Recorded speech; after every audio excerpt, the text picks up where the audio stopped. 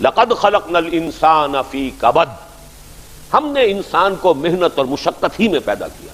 محنت، مشقت، تکلیف یہ ہر انسان کا مقدر ہے، کرنی ہی ہے۔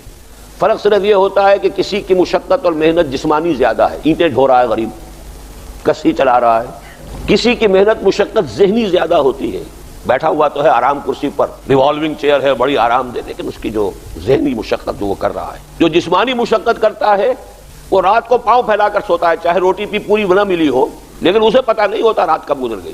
اور یہ دوسرے جو ہوتے ہیں انہیں رات کو بھی نیند نہیں آتی، مخملی گدیلوں پر بھی نہیں آتی، انہیں ضرورت ہوتی ہے ہپنوٹکس کی بھی، سیڈیٹیوز کی بھی، ٹرینکولائزرز کی بھی، یہ ساری چیزیں وہاں چلتی ہیں، اس لیے کہ ان کی جو کوفت ہے وہ کسی اور قسم کی۔ لیکن بچا ہوا کوئی نہیں ہے۔ محنت، مشقت، قرآن نے اتنی قسمیں کھا کر اللہ نے کہا ہے، ہم نے انسان کو، یہاں کسی انسان کی تخصیص نہیں ہے۔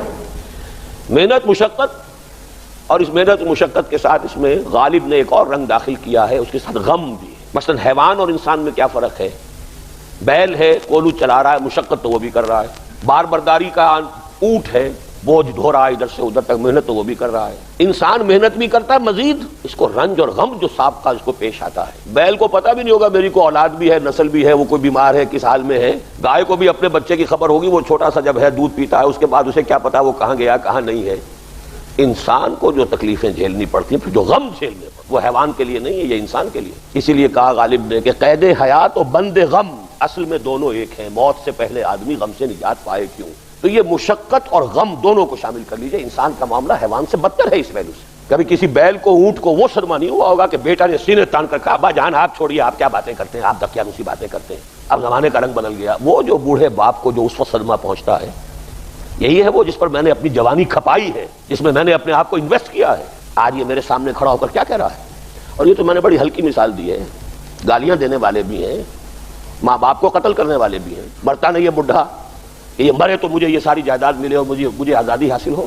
یا ایھا الانسان انک کادح الی ربک کدحا فملاقیہ، اے انسان تجھے مشقت پر مشقت جھیلتے ہوئے، محنت پر محنت کرتے ہوئے ہی آگے بڑھنا ہے، اور پھر اپنے رب کے حضور میں پیش ہونا ہے۔ یہ اور مصیبت ہے، کسی اونٹ اور کسی بیل سے محاسبہ نہیں ہے وہاں۔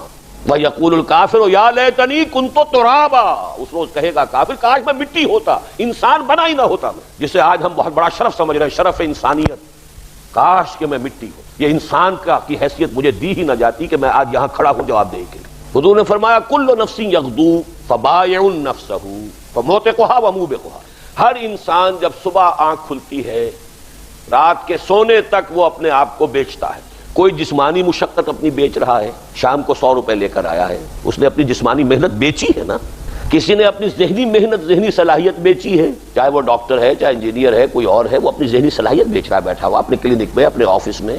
بائع نفسہ، اپنے آپ کو بیچتا ہے۔ یہ بیچنا تو ہر ایک کا ہے، ہر شخص بیچ رہا ہے اپنے آپ کو۔ کوئی بدبخت وہ ہے جو یہ ساری مشقت جھیل کر بھی رات کو جہنم لے کر آیا ہے گھر میں، مشقت بھی جھیلی اور لے کر بھی آیا آگ کے انگارے، اس لیے کہ حرام کاروبار کیا۔ کوئی وہ ہے جو اس مشقت کے بعد اپنے نفس کو جہنم کی آگ سے چھٹکارا دے کر آتا ہے۔ بیچا، جائز جگہ بیچا، جائز طریقے سے بیچا، بیچا اس نے بھی، محنت اس نے بھی کی، مشقت اس نے بھی کی، لیکن اس نے اپنی مشقت کے نتیجے میں اپنے آپ کو برباد کر لیا۔ موتقھا و موبقھا، موبقھا ہلاک کر لینے والا ہے اس کا، اور موتقھا چھڑا لینے والا، گردن آزاد کر لینا جہنم سے، آگ سے۔